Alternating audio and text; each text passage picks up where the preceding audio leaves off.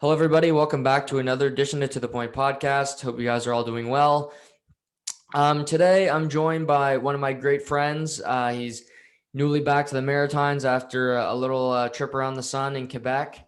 And he's back. He's on for the first time today to talk about some hockey, mostly Canadian division, but we're going to get into a bunch of different stuff today. And my good friend joining me today is Aaron Brown. Aaron, good to see you, buddy, and thanks for coming on the podcast. I appreciate it. No, thanks for having me, Doug. I'm excited to be here, and yeah, I had a little stint up in Quebec, Gatineau area, but I'm happy to be back in the Maritimes and back in my home. So, lots to look forward to. I'm getting out of the quarantine tomorrow and gonna let loose a little bit, and summer's coming, so I'm excited. But yeah, no, thanks for having me, Doug. I've been supporting you since you started this thing, and yeah, I'm happy to be here. Yeah, no, I appreciate that. And what's been the hardest element of quarantine for you?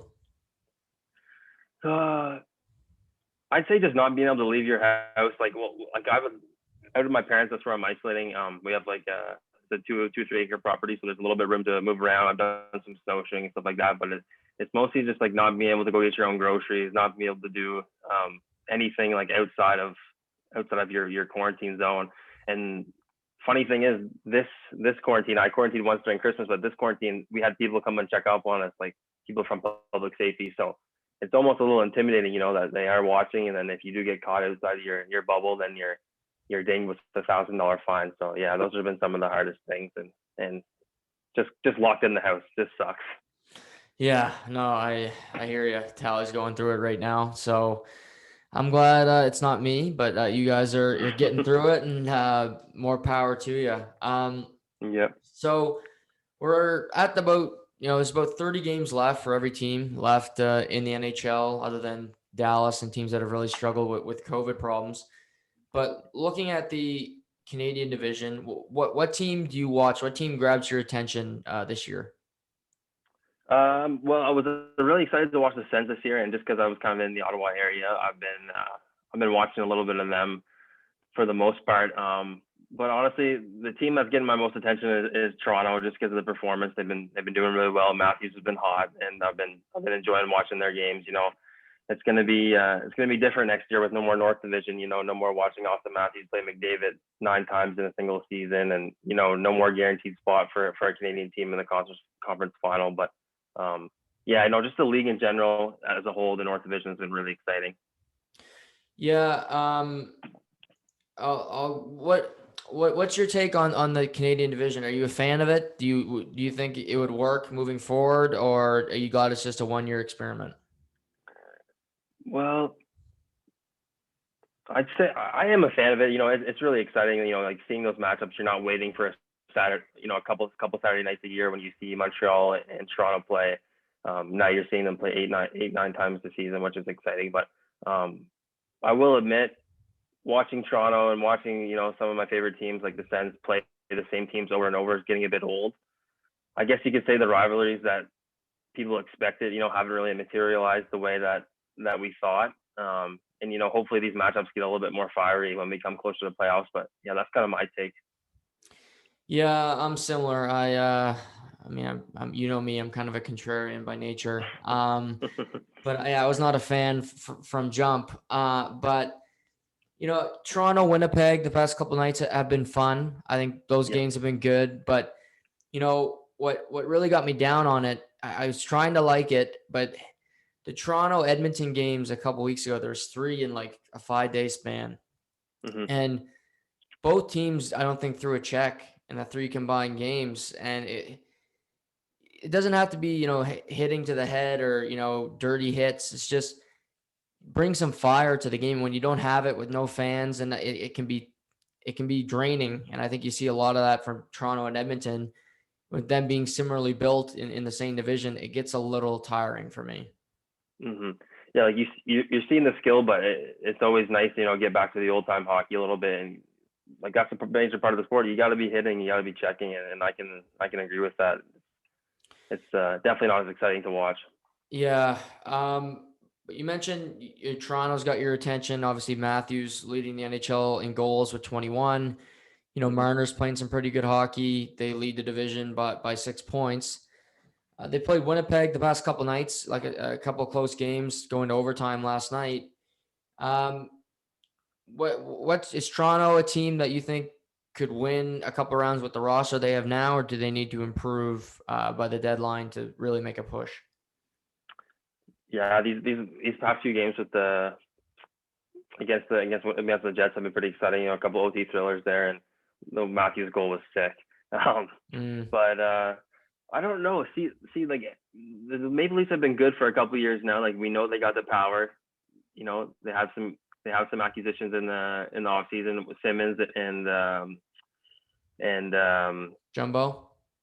Jumbo and you know Spencer. He's been really providing, and they're looking good.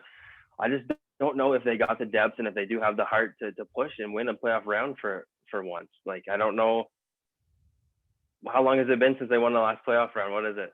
Oh, 04.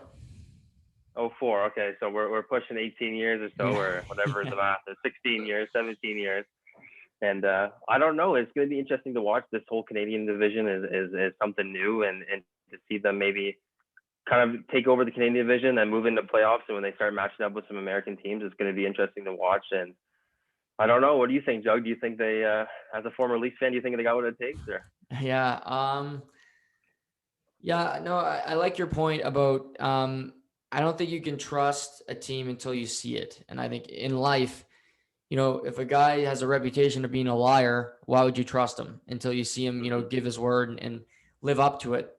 When I look at Toronto, do I think on paper they're probably the best team in the Canadian division? Yeah, I think Winnipeg's right there with them. I've been a Winnipeg kind of supporter since the beginning. I thought they would give Toronto a run for their money, but on paper they should. They should win this division. mm-hmm. But yeah, a couple of things for me, Brownie. Freddie Anderson. I've seen him play really good hockey, but I've seen him get outplayed in net by the opposing goaltender 3 different times as a Maple Leaf. So I got a question mark there. Mm-hmm. I've seen Marner and Matthews both have good playoff series, but they normally don't have great series at the same time, which concerns me. So that's another little problem I have with them. Matthews, I thought was great last year. Marner was MIA. And then I still look at, if I know you listen to the podcast, I look at the bottom of their D pair, Travis Dermott, Mm-hmm. aka our friend Dawson Warman's doppelganger. It worries me. He's only one defenseman, but he's a guy that makes a lot of mistakes for the ice time that he plays. Yeah, that's a good point. And as the season's coming closer to the playoffs and closer to the end, it's going to be interesting, because Montreal, Winnipeg, and Edmonton are all battling for that top spot, and it is going to get fiery, I think, and it's going to be competitive. And then you can't forget about Vancouver. They're going to be chipping away maybe, and it's going to be interesting to see. I guess moving on from that, how do you see the top 4 coming into playoffs? Like, do you think it's going to be solidified, as everyone wants to see? The Leafs, Jets, Oilers, Habs, or is it going to be some underdogs coming up, or what do you think? Yeah, I would say right now that would be how I would probably shape. I think Montreal can make a push for 3rd because I think they're better than Edmonton. Give them some time. Calgary, they got Daryl Sutter behind the bench now. I saw them play. I watched a lot of that game last night, and I liked how they played in front of. It's only one game, so you got to take it with a grain of salt. But I think they're going to play differently. They're a team that I had them just missing the playoffs, and I had the 4 that you mentioned making it before the start of the season. But if Daryl Sutter can find something different, maybe they can make a push. But yeah, what team out of the 4 worries you that could maybe miss the playoffs out of Edmonton, Montreal, Toronto, Winnipeg? I'm gonna have to put Montreal up there just because they are a bit inconsistent, and they do have 2. Allen's been great. They do have 2 solid goaltenders in Carey Price. You can't knock him for his career, and he's still a good goaltender. I don't know if he's an elite goaltender, but he's still a solid goaler. But yeah, I'd say Montreal just because of their inconsistency and maybe some troubles with some goaltending when moving it forward. But Yeah, I'd say Montreal, man. I wouldn't be surprised if they get knocked out of a playoff spot just because they don't have what it takes when it comes down to it. Yeah, I mean they're sitting in the last spot right now. Their Calgary is trailing them, and they play Calgary again tomorrow, so that'll be a big game for them to stay ahead in the standings. And the big thing to watch will be, can teams win in regulation? I look at Toronto, Winnipeg last night. Toronto should have won the game in regulation. They threw away a point, and they still win the game, but Winnipeg gets a point. Maybe it means nothing in 3 weeks. Maybe it does. They play 7 more times in the next like 20 games or something crazy like that, Toronto, Winnipeg. So winning in regulation, they're really all 4-point games because you're playing your division every night. So doing that and beating Ottawa is pivotal for these teams. Ottawa plays hard. They've improved bar none, but they're still the worst team. So you got to beat them when you got them on the schedule. Yeah, that's a good point. And then these points are going to be critical, and especially against teams like Ottawa. Teams can't, as much as I like to see them win, they can't give up any points against them. And even Edmonton going to even like the OT games with Ottawa, it can't happen. It's just points that you don't need to give up. Not that Ottawa's going to come up or anything, but it's just, they're not great. They suck. They're not going to be good this season, and that's pretty much it. But yeah, I would agree with that.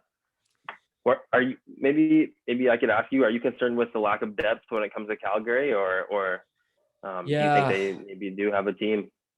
Yeah, I look.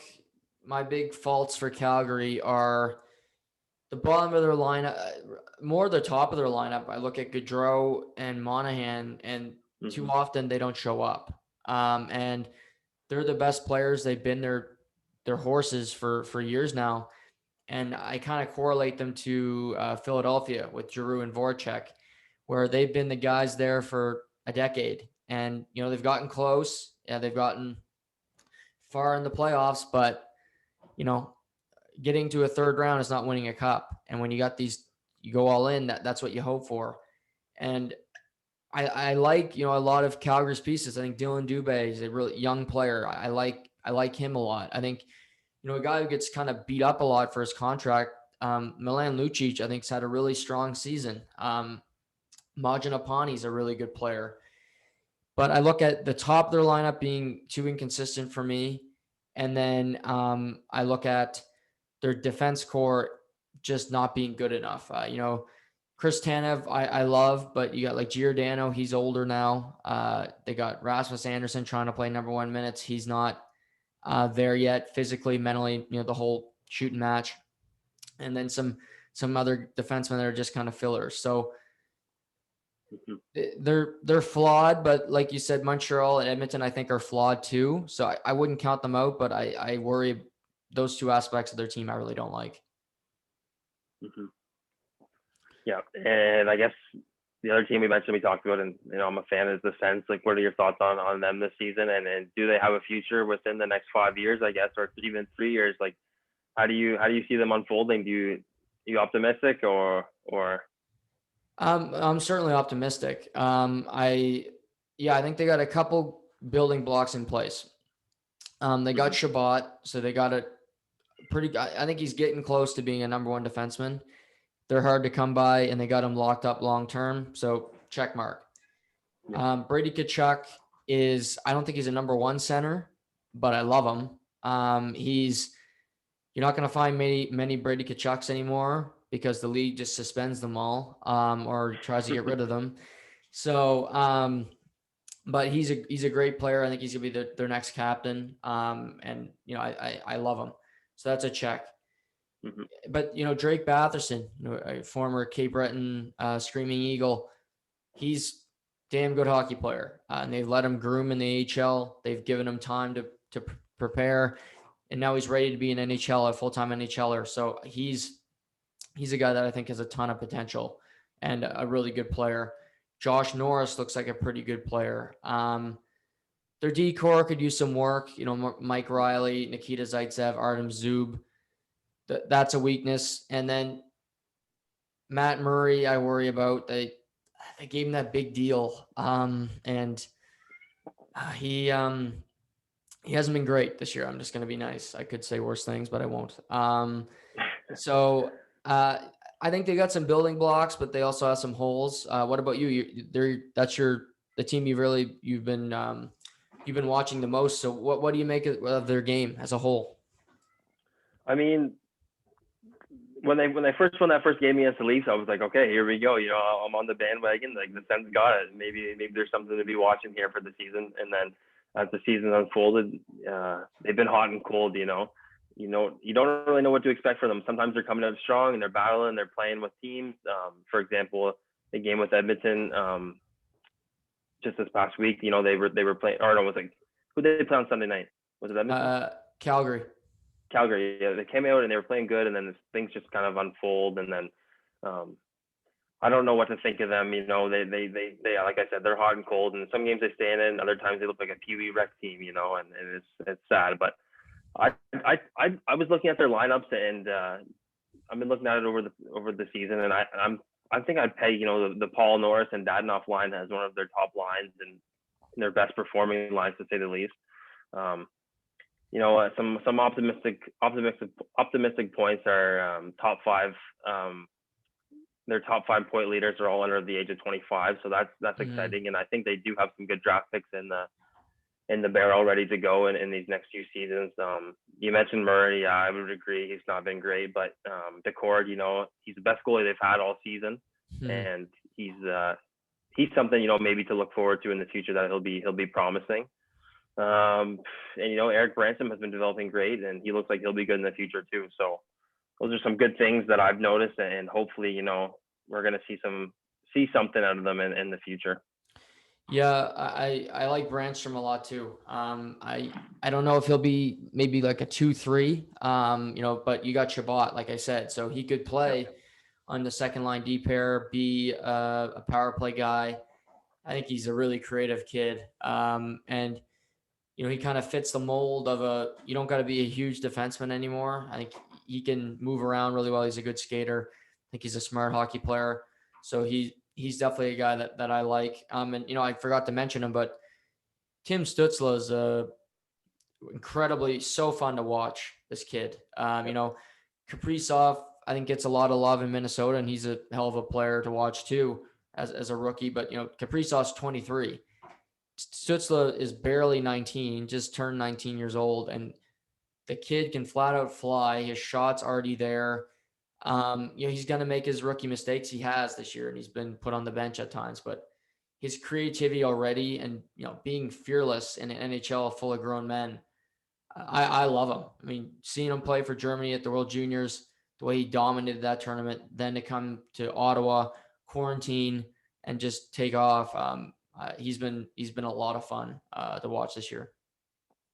Yeah, he's been playing great, and as you mentioned, as he only gets more experience in the NHL, and he needs to get a little bit bigger too. Of course, like you said, he's only 19, and he's not that strong yet. But you see him get pushed around. But the plays he makes with the puck and his shot, is really nice, and you can tell he's going to be a good asset, hopefully for the Sens moving forward. One guy we didn't touch on him was Gudbranson. I just want to know what you think about him, and then if you think he's got a future with the Sens at all. I like him for this year because they're not going to be any good, right? They put an A on his jersey, which I think was a smart thing to do. He's the other night, the game Wednesday night against Edmonton, when Jujhar Khaira kind of threw that knee on knee, I thought it was a dirty play myself. And then who answers the bell? Gudbranson takes him, good for Khaira. He took about 10 punches right to the head. Gudbranson beat the hell out of him. He's one of the tougher guys in the NHL. But I don't know if they'll re-sign him past this year. Maybe they bring him back next year, because they probably won't be good again. Likely it's a 2 to 3 year stretch before this team is competitive. Looking at the playoffs realistically. But I like that they have him this year. I think he serves. I'd rather have him than a Ron Hainsey, who they've had in the past. But I think he serves the purpose well. He leads by example. Chabot can learn from him. And he's earned. If they bring him back, I think he's earned a second contract. Another 1 year deal with the Senators wouldn't be their worst signing. That's for sure. Mm-hmm. Yeah, I mean, he isn't playing horrible, but there is some games where he's out there and he's not a great skater. He's not super mobile, and Mhm. he kind of comes off as a liability a little bit. I see, but that's kind of my take on him. And yeah, I'd agree. I don't know if just because he's a veteran on a young team, he probably is providing some leadership, but other than that, probably not someone they need long term. No, he's definitely a shorter term guy. When this could be his last year, and if the Sens don't bring him back, I don't know if he'd get a job elsewhere. Mm-hmm. Um, yeah, Senators have been playing the Oilers this week. Monday night, it was kind of a closer game. They lose coming off a back-to-back.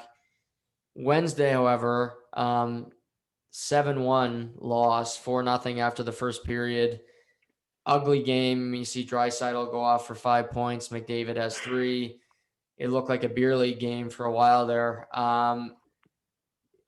What is that? Just the Sens being the Sens, Oilers being a lot better than them? What'd you take? What was your take on that matchup? Yeah, I mean, I stopped watching after 5. I just said this is getting out of hand because, like I said, the game was looking like the Sens were playing a Pee Wee game. Like they just didn't have it in them. And I don't know about you, but I've been playing on, or I've played on some pretty shitty hockey teams in my career. And Mm-hmm. when you're getting hemmed in the zone, and the other team just keeps coming at you, like and you can't really do anything when you're just dumping and chasing the puck. That's kind of what the Sens were doing. Not getting much offensive plays in, and it just was sad almost to see. And to be honest, some of those goals that Murray let in were not great. I mean, he didn't have a lot of help, but yeah, that's kind of my take on it. And it was shitty to watch. I think it is the Sens being the Sens, and when they came out on the first game against the Oilers this week, they looked good. They were playing all right, and to see them lose like that the next game is discouraging. Yeah, I mean that first goal of the game, they did this thing on Sportsnet. I watched the next one. It was like 21 passes in the zone before like Ottawa could not clear the puck. They had multiple chances to do it, didn't do it. Ends up in the back of the net after Matt Murray lets in a pretty weak goal from Darnell Nurse. But yeah, I mean that's gonna happen to Ottawa. I think Brady Tkachuk said this can't keep happening. Obviously, he's frustrated. He wants the team to be better. And, they can be better than that. We've seen them play teams tough. I mean, they've given Montreal fits all year. They've been really tough on them. Winnipeg hasn't had an easy time against Ottawa or Toronto for that matter. Blowing a 5-1 lead to Ottawa, and every game's been pretty competitive. But you look at the Oilers, they lose 3-2 to Toronto. Then they come back, they get the Senators, which has always been a big break for teams. It seems like when they get 3 in a row against Ottawa, it goes pretty well for the teams out west. But what do you, other than McDavid and Draisaitl are playing together? I don't love that when it comes to their complete team, but they're tied with Winnipeg for second in the Canadian division right now. What do you make of them as a potential, threat or in the Canadian division to Toronto and, Winnipeg, and where do they stack up? Yeah, I think fighting for that second spot is going to be super important, coming down to the line here. And I don't know, looking at the two teams, I think Winnipeg might have the edge over Edmonton. It seems like putting McDavid and Draisaitl on the same line is kind of a necessity for them to maybe do good or win games. They don't seem to be performing that well. Correct me if I'm wrong, but they don't seem to be performing over well when they're separated. So I think Winnipeg is going to have the edge, and I think it's going to be a battle for that second spot. And maybe if Toronto slips, they might even lose the first spot. So yeah, it's going to be interesting. What would you say your take is on that? Do you think that there's some competition there, or? Yeah, I think Winnipeg, Edmonton can make it interesting on Toronto. Obviously, with Winnipeg playing Toronto a lot, if they can get some wins, they'll move up. And if Edmonton gets some wins while Winnipeg's beating Toronto, they can move up at the same time. The Oilers, I understand why they have Draisaitl and McDavid playing together. I would not do it personally. I think you have to put the two separately. Play, Yamamoto with Draisaitl, Puljujarvi, Nugent Hopkins with McDavid, and clearly if they're playing together, I think it tells Ken Holland he has to make a move at the trade deadline and give these guys some wingers, because if you have to play them together all the time to be successful, you're going to lose in the playoffs, because they lost to Chicago last year, a team that shouldn't have even made it if there wasn't a return to play. And they really don't have that big of a difference when it comes to their roster. So, goaltending is always going to be an issue for Edmonton too. I think Mike Smith's been really good since coming back. I don't trust him for a second. He's 39 years old. He's hasn't been a great goaltender for a long time here. Koskinen's always just been okay to me. So they had some holes, and they're a team that's pressed up against the cap too. So it's going to be really difficult for them to improve as they get towards the trade deadline. Mm-hmm.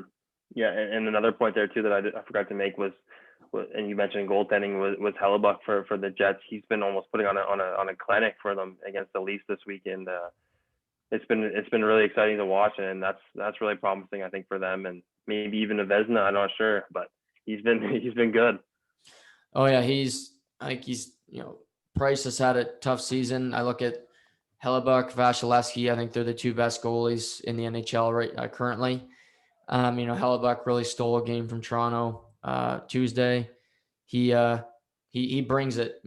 He's a weird dude. I think all goalies are weird, but I think we can both agree on that. Playing hockey growing up, we've been around some different guys, but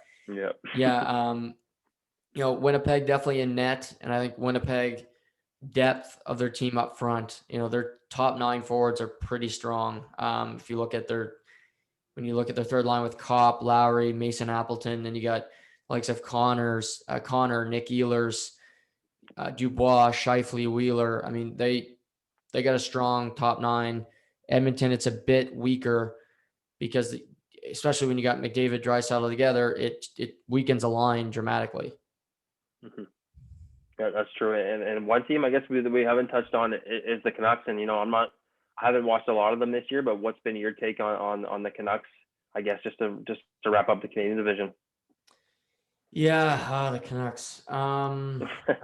They, other than Ottawa, I think they're in the most trouble of this division because I think they're going to be a team struggling for years to come. I like Demko in net. I think he's their answer long term, letting Markstrom go. Braden Holtby's really been a mess for them. Hasn't provided good goaltending, hasn't really even been a good backup, if I'm being completely honest. They got really bad contracts in Brandon Sutter, Louis Eriksson, Sven Baertschi, Jay Beagle, Antoine Roussel. I mean, Jake Virtanen, Jake Virtanen. So I look, guys with still a term on their contracts, and then they got to sign Pettersson and Quinn Hughes, which only makes their cap situation tougher. And they're just a team that, their bottom of their lineup's never going to provide any scoring. Pettersson's having a tough year. The likes of Travis Hamonic on the back end has not been a good fit. They let Tanev walk, which was a huge mistake to let him go to Calgary. So I think they're in big trouble. Obviously they got a couple wins this week, but they played more games than anybody in the NHL. So I don't see them being in the mix with the Winnipegs and the Edmontons and the Montreals to make the playoffs. I think they'll fall off here sooner rather than later. Yeah, I would agree with that. And yeah, I noticed that too in the schedule. They played 30 games, I think, so far. So they're a little bit different, a little bit more than some other teams. So that's interesting. And I guess one positive note, Quinn Hughes has been having a pretty good season for them. So that's okay. But yeah, I would agree. The rest of the roster is not forming up quite like I expected, at least. Yeah, I mean, they get a good run in the bubble, but they weren't a very good team last year. And I think the bubble for a lot of teams has kind of been an anomaly. You kind of show your true colors when you have a longer period of time. You can get hot for a while, good goaltending, but if you're a good team, you'll show it over a period of time. And if you're not, your weaknesses rise to the surface. So going through all the teams, let's kind of do a power rankings. You can start it off from 7 to 1 right now through almost 30 games for every team. Who you can go 7. I guess we can go back and forth. We can go 7 to 1. We kind of compare our lists and have some fun doing that. Okay, yeah. I think 7. We probably both agree it's going to be the Sens. Yeah. just because I Yeah. don't think they have, like, they don't, now we're at the point of the season now where I don't think they have what it takes to turn it around, and just watching them, they don't have it. So, yeah, I'm going to put them at number 7. Would you agree with that, or? Yeah, they just don't have as much talent as the other teams, and what they're growing. I'm like their development is interesting and fun to watch, but yeah, they're just skill wise, leadership wise, they're not there yet. Mm-hmm. Yeah, I mean DJ Smith's been doing an okay job there with what he Good has. coach, yeah, really good Mm-hmm. coach. Yeah, where did he come from? Do you know? He was the head coach of the Oshawa Generals, so he coached there, won a Memorial Cup, and then he was the assistant coach in Toronto under Mike Babcock for 3.5 years. Okay.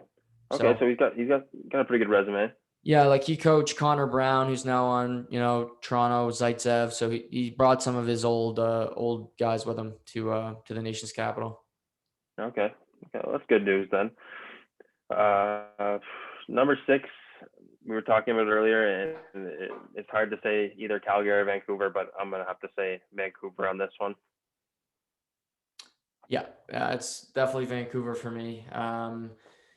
They don't. I mean, you got Jake Virtanen on your team. I got to put you 6. But no, they're really inconsistent. They goaltending's been sloppy.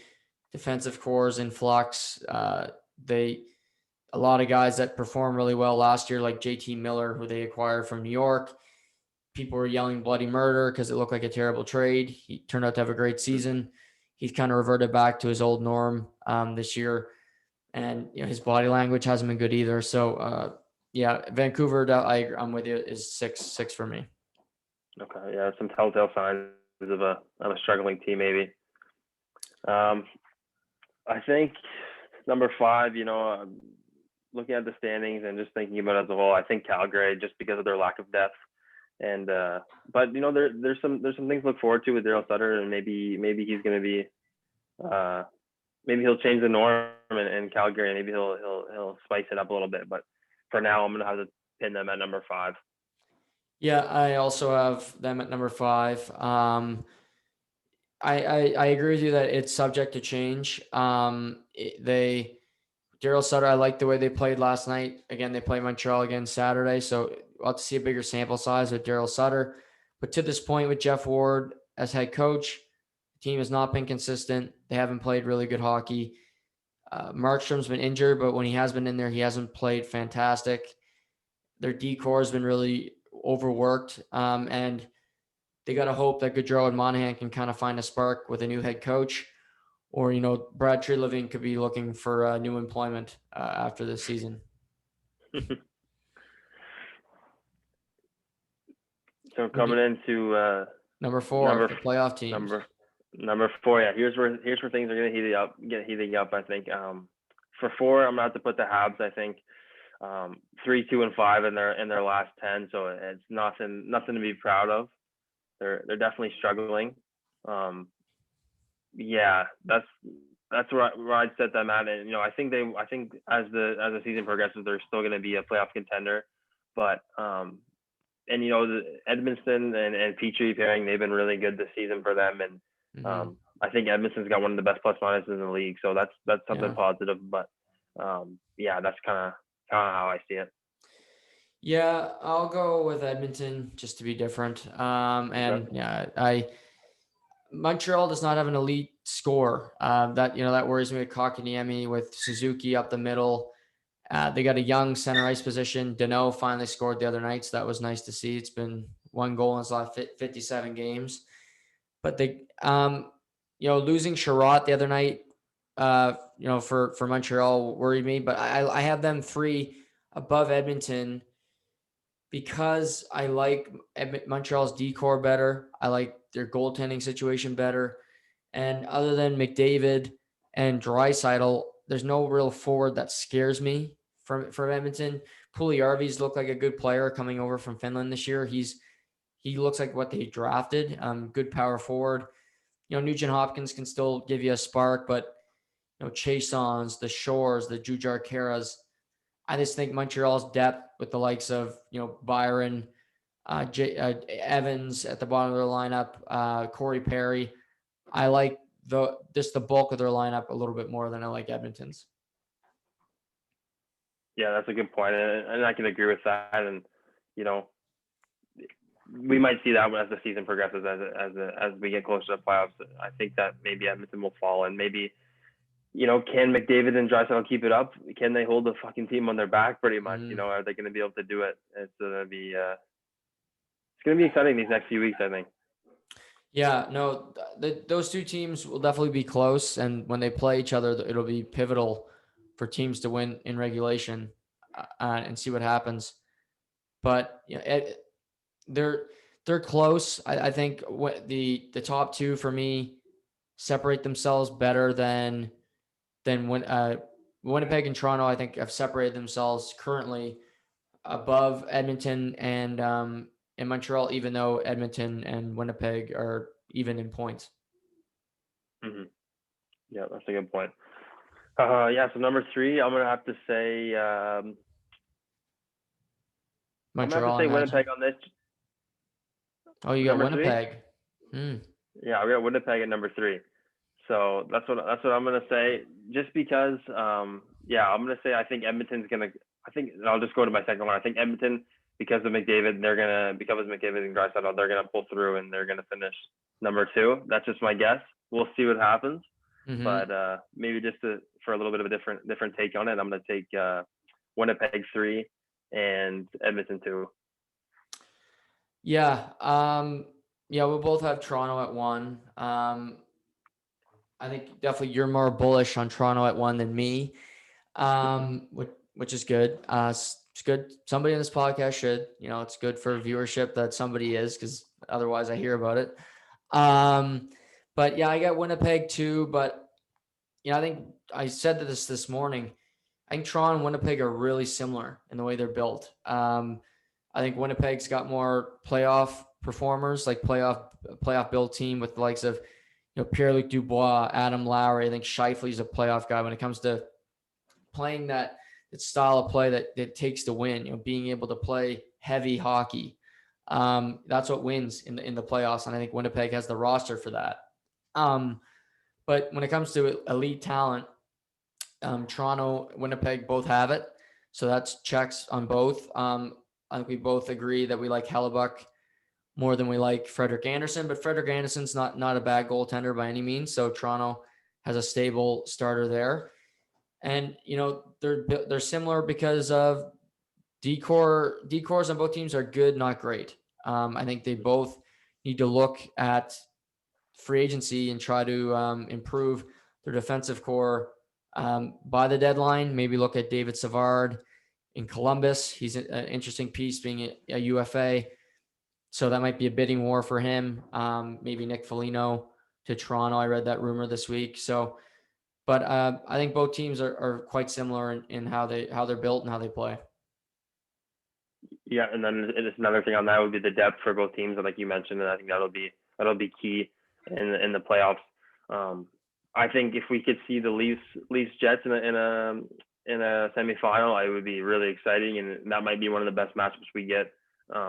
Just from how the season looks so far. So I'm excited for that. And that would be my ideal matchup for the North Division, to see it go out. Agreed. I think that would be the best series.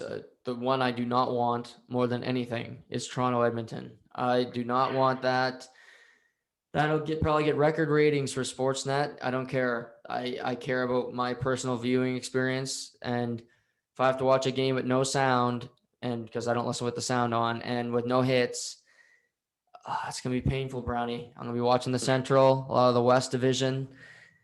People get angry again, but I don't know.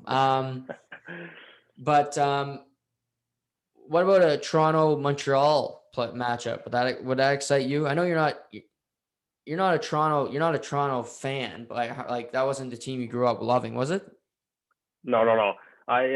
I grew up a Pens fan just because of Crosby, and I was one of those kids, like a big fanboy.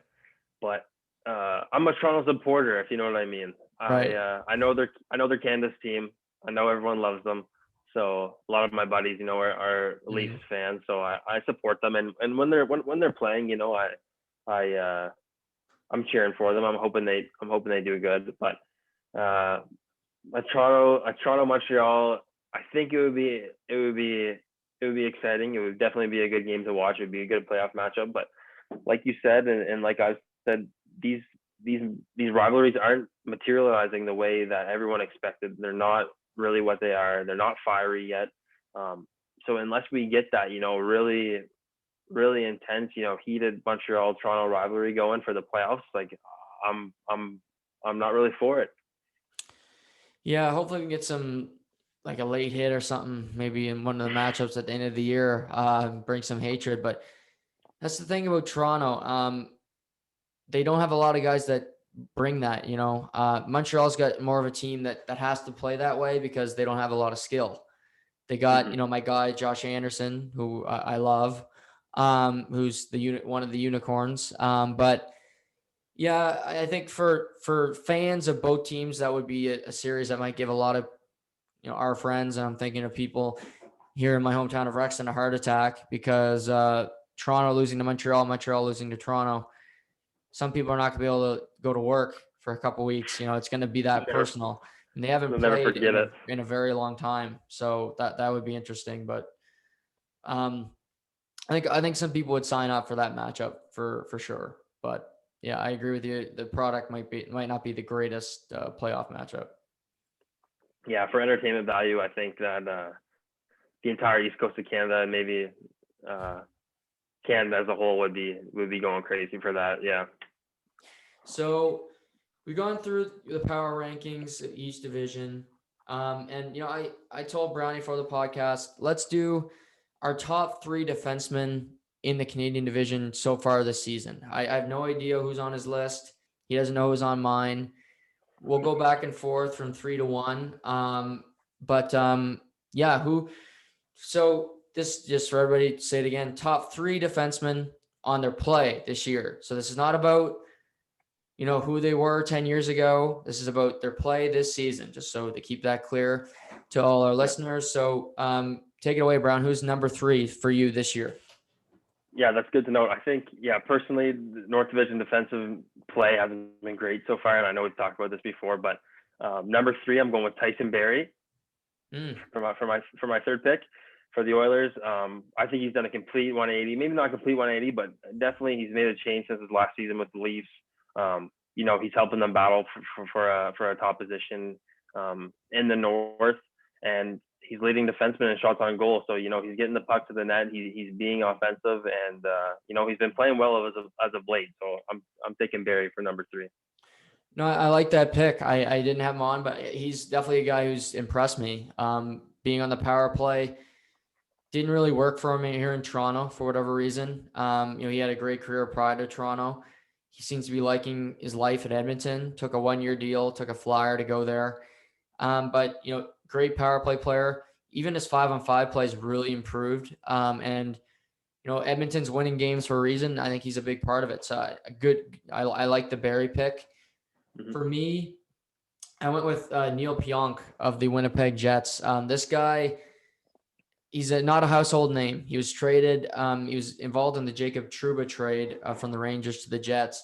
He's kind of a throw-in. This little spark plug, he's a good little player. He's got some bite to his game, good shot, really smart player, get the puck out of the zone efficiently. He can play 22, 23 minutes a night. And, he's a guy who doesn't get a lot of notoriety, even with playing in the Canadian division, but he's a player to watch. Whereas number 4 for the Jets, and between him and Morrissey, I think both of them have had their best seasons in a while, especially Morrissey's kind of had a couple of years in the downturn. But Piank has taken kind of some of that pressure off Morrissey. He's able to play more freely. And, night in, night out, Piank is the horse on the back end for the Winnipeg Jets. Yeah, that's a good pick. And I've been looking at him when I was, developing my list. And when I'm watching the Jets, at least I noticed his weird name, Piank. It stands out. It's a cool name, but yeah, he's been playing great, and he's developing into a great player for the Jets, and he'll be a solid defenseman to have for them. Come into these more serious, I guess, matchups when we get closer to the playoffs. Yeah, exactly. I think you'll be playing more and more as the season goes along, and hopefully, for Winnipeg, they can add to their decor because they need another guy. Hmm. How about number two for you? Number two might be another hot take. We'll see what you say about this one, but I'm going with Thomas Chabot. He's Wow. he's really unfolding as one of the best defensemen in the league. I would argue. He's really solid if you watch him. Like, I know it's hard to maybe play with the Sens, but I think for the most part he's been playing really really well. He's got a big role on the Sens first line. He's kind of leading um, their defensive core. Mhm. And he's leading the league in ice time with other big names. Like Doughty, and he's up there. Um, he's got a positive plus and minus with the Sens, so that's a That's good thing. impressive. Yeah. And 19 points in 26 games. So I mean, he's fun to watch. Hopefully, he stays with the Sens for at least a couple more years, and I'm enjoying watching him. And he's a good defenseman. No, I agree. I don't have him on my list, but I think for a team that as bad as they've been, he's had a really good season. I think he's getting up there in that top 10, defenseman in the league range. He's definitely on the short list to make the Canadian Olympic team next year on their back end. But yeah, he's a horse, really, really solid player, plays a ton of minutes, like you said. Um, I'd be right below the list for me. You got like Hedman, Seth Jones. Uh, I think he's right there with Doughty now when it comes to, elite defensemen, but I think he's been fantastic too. So I like the pick. Number two for me, I went with the team that you had at number three. I didn't pick Barry, but I picked Darnell Nurse. He he's evolving and he's turning into a number one defenseman for the Edmonton Oilers. He's he's got the makeup, he's got the game. He's got that bite to his game. He fought Lucic the other night. I give him a ton of credit for that. He's been putting up goals. Their forwards, when they're not scoring, we've seen Nurse chip in. He's not afraid to join the rush anymore. I think he needed some time to figure out what he was as a player, but he's stepped up. He's not a fifth, sixth guy anymore. He's not just a tough defenseman that blocks shots. This guy's played with a ton of confidence. I think he's on the short list for the Norris Trophy. If the season ended today, wouldn't shock me if he was nominated for the award. But Nurse has taken the role of Oscar Klefbom. He's had shoulder surgery he's done for the year, and he's really taken that number one defenseman role and ran with it for the Oilers. Yeah, I would agree. He's definitely been solid for them, and I'm almost surprised with how he's playing. He kind of plays as a veteran, and he's only 26 years old, so it's good to see someone like that. He's stepping up as an important role for the Oilers. So this brings us to number one. I wouldn't shock me if we had the same guy, but who do you have at number one? Yeah, this guy, he's really proved himself this year. I got him on my fantasy, so I've been watching him pretty close. Um, like I said earlier, I think Montreal might have the best deep pairing in the NHL, arguably.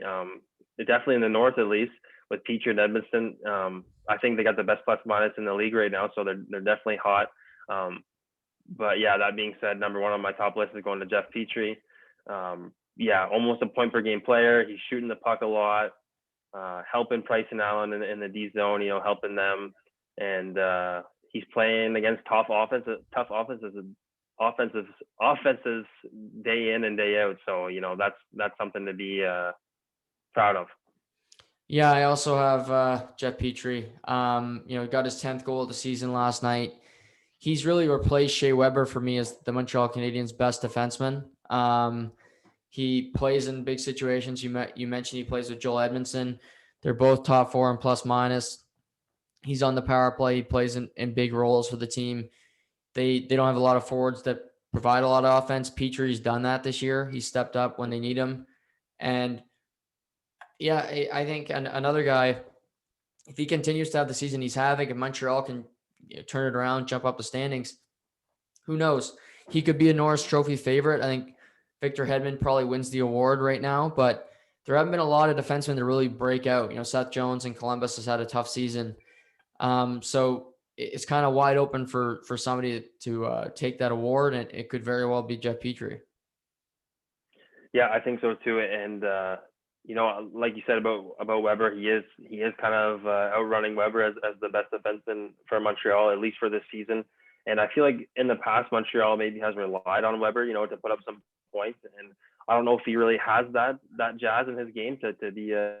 He's getting older, so I don't know if he has it in him to keep putting up solid points each and every season. So the fact that Petry's stepping up into that role is good for the Habs. Yeah, no, yeah, Weber has his limitations. He's always been a slower player, but as he's gotten older, injuries, you can't ask him to do what he did before. And I think Petry, they've noticed that he's adjusted, and Petry's handled it to this point well. So good on him.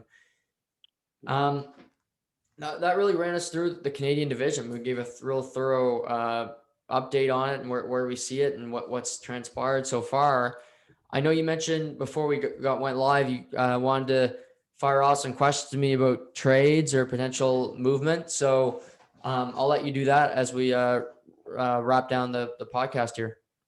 Yeah, okay, sounds good. I mean, yeah, Juggy's an expert when it comes to hockey. I've tried to get him to give me some betting tips, and he tries to stay away from that, which I respect. But yeah, he's the guy I'm going to if I got an NHL question. So as the trade deadline's approaching, I thought I'd maybe just fire off some names to him and maybe some teams and see what he's got to say. I guess before I dive into spitting out some names,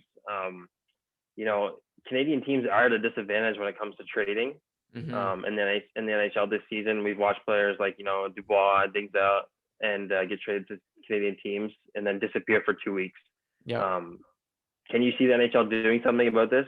Within now that we're about 1 month to the trade deadline. Yeah. So actually, there was an update yesterday where teams are talking to the federal government and provincial governments, because I know some provincial governments want to differ from the federal and have their own rules. Say in Alberta could be different than here in New Brunswick if they're Ontario for teams. But to this point, there's been no shift. Teams have wanted it to be maybe you pass 3-4 tests. If you pass 3-4 tests, you're good to go, kind of thing. It could be a rapid test too, so it could be a shorter time period. But as of right now, nothing's changed yet. But I know it's something that the NHL really wants to get going, because that'll help their product, obviously, with the trade deadline. If there's no change, the trade deadline could be a lot slower, because Canadian teams, a lot of them are going to be buyers. And like you said, with the 14 days, I suspect if the teams are going to make moves, it's going to be next week, the week after, more than, April 12th, April 9th to 12th, which is when the trade deadline is. And then you have to sit out 2 weeks. The season's over 2 weeks later. That's not a long time to be integrated. And to acquire a rental player, you have them for 2 weeks and then you don't make the playoffs, you lose them. I mean, that's tough, but I know it's something that the NHL and the governments have been kind of working together to fix. Yeah, I mean, I think the federal government's got to step in and say, there's money to be made in the NHL, of course. 14 days is ridiculous. I think the CDC only recommends 10 days, and even Quebec has only made the 10-day quarantine requirement. So the 14 days is just getting ridiculous. So yeah. I guess the number one team and I guess roster and some names that I'm concerned with coming into the trade deadline, and definitely I think a team that needs some serious help is the Buffalo Sabres. Some names like Hall, Eichel, Stahl have been thrown out there. I just want to know what your take maybe is on the team as a whole coming into the trade deadline and those players, I guess. Sure. I'll start with Eric Stahl. Eric Stahl's got 13 points on the year, not having a great year, but he's 37. He's on the back nine of his career. A couple landing spots for him. Edmonton, potentially. I think they're interested in him as a third line right winger, maybe play him at center, depending on what he can give you at this point in his career. But he'd be an upgrade over Gaetan Haas and a couple other guys that they have there. So I think they'd be interested. Maybe they'd even play him with McDavid, which wouldn't shock me that they'd want to try him. Maroon's had success with him. Lucic had success for a little bit with McDavid. So potentially a fit there. Also, Stahl maybe could go to Carolina, maybe a reunion where he won his cup in 06. They're second in the league in points right now behind Toronto, only trailing them by a point. So they look like they're going to be a playoff team. They'll want to try to fight with Tampa and give their best effort to come out of that Central. So he could be a bottom six for them, play that Justin Williams role that he did last season. Taylor Hall. Yeah, 1 year, $8 million they signed him to. It's been a disaster year for Buffalo. I believe they've lost 9 in a row now. Jack Eichel's hurt. We don't really know his status. If I'm Buffalo, if they do trade Taylor Hall, Brownie, I don't know they're going to get a big haul for him because he's going to be a rental. Mm-hmm. Hasn't had a great year. His confidence clearly is not what it used to be. So could a team use him? Of course. I think the Edmonton rumors will always be there because, that's where it started for him. But I look at potentially, if you look out west, maybe Colorado. I think that's a team that would like him. And if the price tag isn't that high, maybe Colorado can make that work financially and make a push for the playoffs. Okay, that's an interesting perspective. Yeah, I think that Buffalo is hurting. They need something to change their holy shit, and they've been struggling for a while now, and these big names aren't doing it for them. So no, yeah, something needs to happen. Another name I've seen rumors. I don't know how well this name can be verified, and maybe get your input on it. But Ottawa Senators, Brady Tkachuk. Could you see a trade happening this year, or if not, in the future? No. Nope. If they're keeping them, if the Ottawa Senators trade him, Eugene Melnyk, like somebody shoot him. I've never seen that rumor, but I would say this: I would be shocked if he was traded in this year or next year. I'd be completely stunned.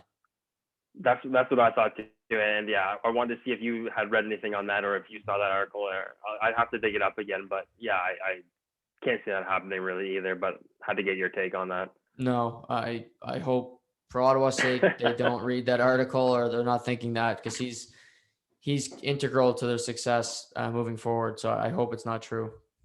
Yeah. Okay. Next name on my list. I think he's hot on the trade the trade bait list. Bobby Ryan. This is his old jersey that I have here. But yeah, he's playing for Detroit. He's having an okay season. I don't know what his future holds, but yeah, what do you think? Yeah, he's 1 year, $1 million, so it's not going to be a big cap hit for a team. I think he's an easy guy. You could probably get him for a fourth, fifth round pick right now in a trade. So I think a lot of teams would be interested. Maybe not in Canada, maybe Calgary, maybe Calgary would take a flyer on him. But thinking in like Tampa Bay, 1 year, $1 million, he could be a healthy scratch for them and just come in and play. Florida is another team. I think he wouldn't, like I said, he wouldn't take a lot to acquire him. They could play him in the bottom of their lineup. He could plug and play easily there. Or even, Vegas is going to be a tough team to make moves because they're so salary cap strapped. But with that price tag, it's easy to move in that money and it doesn't hurt you. So I think those are a couple of teams that could maybe take a flyer on Bobby Ryan for the playoffs. Okay, yeah, and yeah, he's a veteran, and he's got experience, and you never know if a team takes a risk on him, it could pay out, and absolutely, could be a low risk, high reward situation. So yeah, last on my list is going to be Nick Foligno. Wanted to hear what your thoughts were on him. I know you mentioned him earlier in the pod, so yeah. Nick Foligno is a really interesting name. Obviously, he's going to be an unrestricted free agent in Columbus. This could be a situation where if Columbus continues to tail off, they'll say, Nick, okay, we're going to trade you to a contender, go try to win a cup. And when the season's over, we got a 3-year deal at $3 million per waiting for you. I think that's a smart move by the team. I think he'd want to go back. I think he really likes it there. He's obviously the captain. A team that jumps out is Toronto. I think you could play on. You could move Hyman up to that top line to play with Matthews, Marner. You get Kerfoot to play with Tavares and Nylander. And then the third line, you get Engvall, Mikheyev, and Foligno. Foligno back to his right wing where he's supposed to play, not center, where he's playing in Columbus right now. And I think that would be a great third line for the playoffs. You look at the Blake Colemans, the Barclay Goodrows that Tampa got last year. I think Foligno fits that mold. He's not going to score 10 goals in the playoffs. He'll eat minutes for Toronto. Probably going to cost them a first-round pick. It might sound crazy to some people, but this is what it takes at the deadline to get these players. And might be first-round pick plus. Barclay Goodrow is not a household name. They took a first-round pick to get him out of San Jose. They took a first-round pick to get Blake Coleman. So, I think the Leafs should be willing to part with a first-round pick, because if you really want to win the cup, you go all in, you trade your picks. Your picks mean nothing if you win it. Who gives a shit? So, yeah. But I think Toronto makes the most sense. And for him, I think he'd want to go to Toronto because that's his dad played there. His brother plays in Minnesota. They have a tough cap system. I don't see them going very far in the playoffs, so probably not there. Maybe St. Louis, another team for me. Maybe you got a core group of guys there with O'Reilly and Perron. I think he'd fit into that mold really well. But I think Toronto would be the overwhelming favorite to acquire Nick Foligno. Okay, yeah, that'd be something to see. If Toronto was going to make the push, maybe that's a piece they need within these next few years to win the cup. Who knows? But no, I appreciate you giving that input on the trades, and it'll be exciting next couple of weeks, to say the least.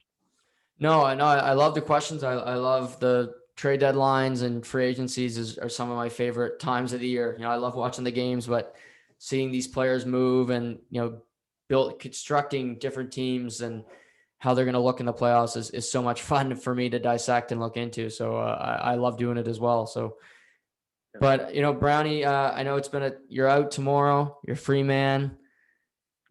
Fredericton's got to look out because you're back. But I appreciate you taking the time today to jump on. We'll have to have you back, but it was a lot of fun. But just thank you for your time and as always for supporting me. I appreciate it. No, thank you, Jug. And it was a lot of fun. I love doing stuff like this and anything new. And this was a first podcast for me that I've been on. So new experience. And I really enjoyed it, and I appreciate you bringing me on. No, absolutely. Everybody, this will be out Saturday morning. We're filming it here on Friday, but enjoy it. Enjoy the weekend. Enjoy the weather while it's good for now. But until we're back on here, for Aaron Brown, I'm Noah Warren. Have a great weekend, everybody. Take care and stay safe.